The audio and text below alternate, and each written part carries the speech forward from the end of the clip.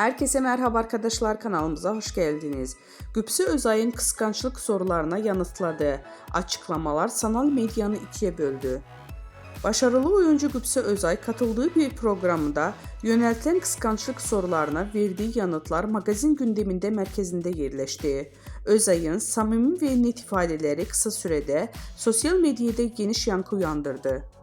Ünlü oyuncu eşinin kişisel anlamına saygı duyduğunu vurgulayarak şu ifadeleri kullandı.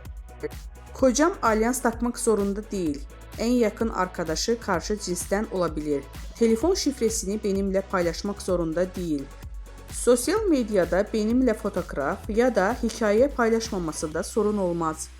Gübse Özay'ın bu sözleri kısa sürede sosyal medya kullanıcılarını ikiye böldü. Gübse Özay'ın açıklamaları ilişkilerine güven ve sınır konusunda yeniden gündemine taşırken magazin dünyasında da uzun süre konuşulacağı benziyor.